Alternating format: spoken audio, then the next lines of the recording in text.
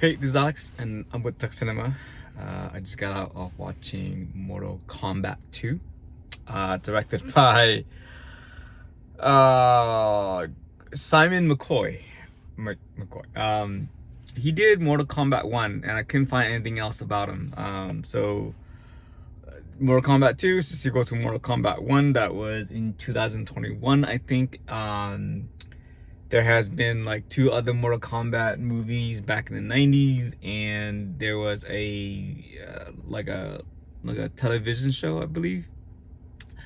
Mortal Kombat is based on the video game. If you grew up in the 90s, you definitely know what Mortal Kombat is, so I don't think I'm gonna go into the detail, the history of Mortal Kombat, but in general, Mortal Kombat and Street Fighter is the legendary fighting games that got kids addicted to fighting games, I guess.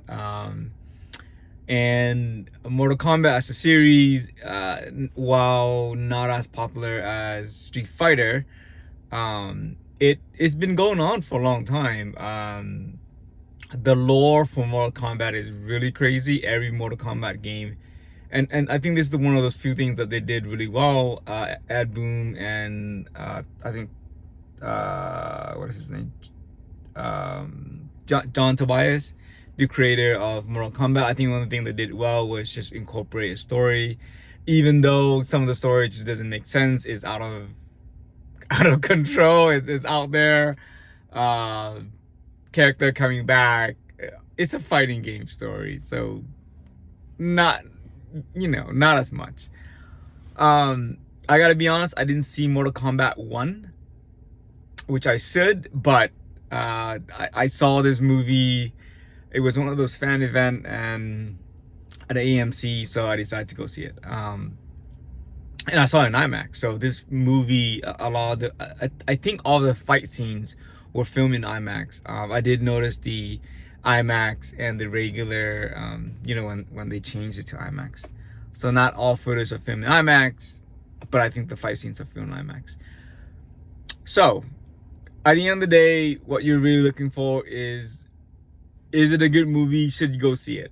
It's a bad movie. Bad is the wrong word. It is a bad movie for bad sake, but it is a super entertaining movie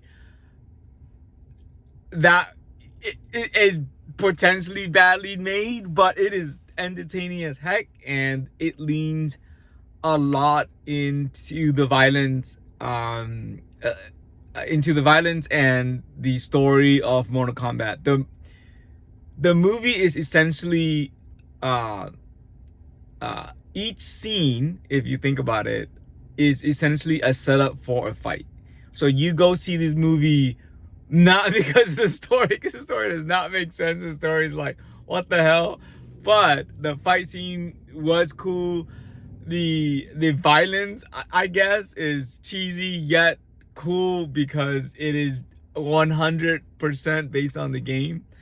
The location is 100% based on the game. I think they learn a lot from watching the first movie. I think the first movie had like this whole, we're gonna make Mortal Kombat a serious movie or something like that with Sub-Zero. I mean, not Sub-Zero, with Scorpion. But apparently that didn't work well, so the director changed it up. The main character in this movie, I suppose you can say, is Johnny Cage. But really, the main appeal of this movie is the fight scenes and the cheesiness of the movie. I was cringing a lot, but I was smiling a lot, and I just had a blast watching it. There are a lot of cool, like, fight scenes, moments, especially if you are a gamer. Like the fatality in this movie, and the choreography and just the way they fight really like showcase the video game. It's like a video game adaptation. Sorry, it's a movie adaptation of the video game when it comes to the fighting, and when it comes to the moves, and when it comes to the fatality. So yeah, there's that right there. this movie leans heavy on the jokes, and again, I mentioned that I had a good time watching it. So the jokes, while it does not always land, it did make there's an attempt to be funny, especially Johnny Cage, played by Carl Urban, I think. He's the guy that is from The Boys. Oh, and speaking of like who's in the movie, these are not A-star list movie actors or anything like that. The cast is like super diverse, and it's pretty cool. And the characters, right? Essentially, all the cool characters from Mortal Kombat are in there. Okay, I'm top of my head, right? Like Liu Kang, Shao Kahn, Raiden, Sonya Blade, Jax, Johnny Cage, Baraka, Kano, New Cybot, I suppose Sub-Zero, Scorpion, Melina, Katana, Jade. Melina was not in there. Sindel was in there, I meant. There was some newer character. Shang Tsung was in there, and also Queen Lu. The Neuromancer. I didn't know his character because I never played him.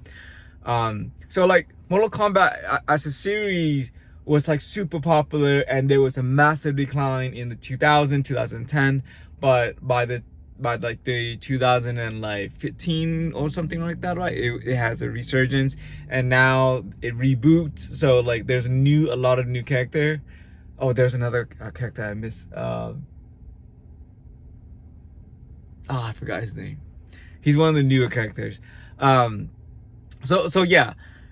Let me touch back. So the game itself, there's a renaissance of the game. So like Mortal Kombat 1, I guess, like it's the latest one, it's a reboot. Did pretty well, and people seem to like it. So a lot of people are waiting for Mortal Kombat 2, I guess, the reboot version of it. I think they're on like their 16th, or I think they rebooted after 11, so at least 13 already, 12 already, and not including the side story. So like, and the story is all over the place. So resurrection and so forth, character dies and resurrection. Let me just go back to the location. The location is really cool. By that I mean like they really lean hard into the video game. So like the location is the background of the video game location. I've seen like there's just a lot, but one of the most memorable one was the reptile reptile pit. That was pretty cool. They really try to make it as if it's a video game too. So there was some scenes that was like that. Anyways, I had a great time watching it. Although I'm giving this a 7 out of 10 because of everything. Definitely go watch it because it's just a fun time, especially if you are a Mortal Kombat video game fan. So this is Alex with Duck Cinema. 7 out of 10. Have a good one.